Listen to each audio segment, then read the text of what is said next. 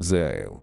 Игра, которая отправит тебя в невероятное приключение, где ты сможешь встретиться лицом к лицу с могущественными динозаврами и другими представителями животного мира, которые давным-давно вымерли. Здесь тебе предстоит выживать любыми способами. Расскажем вам, как обычно по частям, про динозавров, которые представлены или будут представлены в игре. Часть 1. Динозавры. Это животные, обитающие на острове. Игрок должен выбрать, за какую фракцию он хочет играть. Хищникам приходится находить других игроков и охотиться на них, чтобы выжить. Игрок должен убить добычу, если она еще не мертва, и затем игрок может питаться трупом. Это основной стимул для игроков атаковать друг друга, либо преследуя, либо убивая соперников, либо уничтожая добычу. Плотоядные животные обычно имеют более высокий урон по сравнению с травоядными. Травоядные животные не находятся в постоянной борьбе за пищу. Большинство травоядных будут ограничены употреблением в пищу определенного типа растений, встречающихся в определенных биомах, то есть они ограничены биомами, в которых эти растения растут. Также есть динозавры, которые смогут питаться несколькими растениями и смогут выжить в несколько биомов. Акрокантозавр был большим динозавром-тераподом, который жил в апские и ранние альпские этапы мелового периода. Как и большинство родов динозавров, состоит только из одного вида. Акрокантозавр занимает 4-е место среди самых сильных хищников. В реальной жизни акрокантозавр был около 11,5 метров в длину и весил около 6,2 тонны. Вероятно, был высшим хищником в своей среде обитания, охотясь на таких животных, как тинантозавры молотьзаура поэсидона. Лапы акрокантозавра были не очень мобильными, что позволяет предположить, что голова была основным оружием животного. Судя по пропорциям задних ног животного, акрокантозавр, вероятно, не был особенно быстрым. Альбертозавр. Это род альбертозавриновых тираннозаврид из позднего Кампана и раннего маастрихтского периода Северной Америки. Альбертозавр был хищником скромных размеров, обычно около 9 метров в длину и весом от 1,3 до 1,7 тонны. Как и у других тираннозавридов, голова длиной 1 метр является основным инструментом охоты. Это тираннозаврид от среднего до крупного размера, который достаточно силен, чтобы убить добычу среднего размера, но нуждается в помощи, чтобы убить более крупных. Аллозавр. Крупный динозавр-хищник, обитавший в Северной Америке в поздний юрский период 155 миллионов лет назад. Считающийся львами юрского периода, аллозавр был одним из главных хищников своего времени. Аллозавр – разумный хищник среднего уровня, хотя и не всегда достаточно проворный, чтобы догнать быструю добычу. Это второе сильнейшее плотоядное животное среднего уровня по выживаемости. Анкилозавр. Маленькие по сравнению с большинством других динозавров и одни из самых медленных. У него есть хвостовая дубинка, с помощью которой можно покалечить любого динозавра. Из-за своего медлительного характера и не очень сильного по сравнению с другими крупными динозаврами, он лучше всего подходит для стада, где у него есть защита от крупных хищников. Австрораптор является хорошим выбором для игроков, которые любят красться на свою жертву и работать с другими людьми в дотошным образом для того, чтобы довести свою добычу.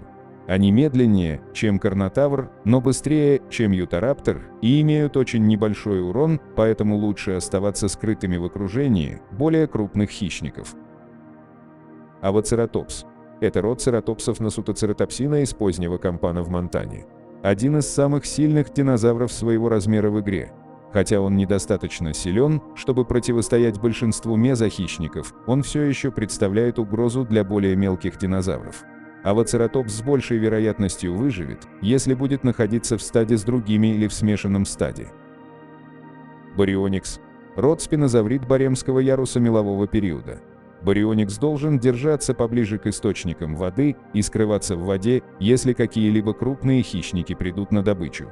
Только когда угроза исчезнет, барионикс может вернуться к ловле рыбы для пропитания или любой другой деятельности. Если вы охотитесь за наземной добычей, прячьтесь до тех пор, пока добыча не приблизится к вам, оставайтесь на корточках, чтобы вас не заметили.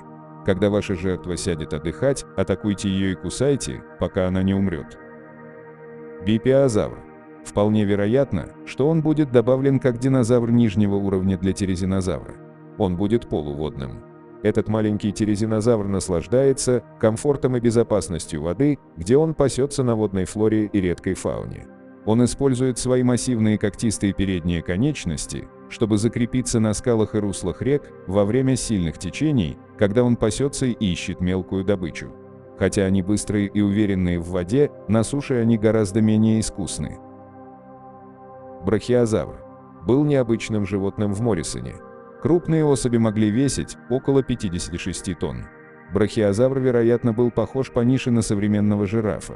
Используя его большие размеры и длинную шею, чтобы дотянуться до пищи, до которой не могли добраться другие зауроподы. В отличие от большинства зауроподов, брахиозавр не мог вставать на задние лапы. Камарозавр. Играбельный зауропод на острове. Второй по величине динозавр в игре, не считая штаммов, считается более быстрой версией пуэртозавра из-за его способности немного бегать. Цератозавр. Цератозаврид из позднего Киммериджа и раннего Титона фаунистических этапов поздней юрской эпохи. Быстрое плотоядное животное среднего размера, которое охотится на существ небольшого и среднего размера.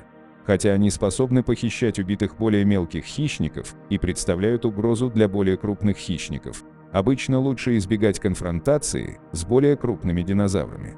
Цератозавр сможет есть что угодно, не вызывая каких-либо негативных побочных эффектов. Карнотавр. Орнотавриновый абелизавр среднего размера. Самый быстрый динозавр в игре, но его возможности для охоты ограничены из-за малого радиуса поворота. Они питаются мелкими и средними животными. Он может быстро пробегать по всей карте и легко может охотиться на мелкую добычу. Благодаря своему статусу самого быстрого динозавра в выживании, у карнотавра практически нет естественных хищников, он может быстро убежать от всего, что представляет для него угрозу, за исключением засады. Компсогнат. Не может атаковать и таким образом будет полагаться на мусор, чтобы прокормиться.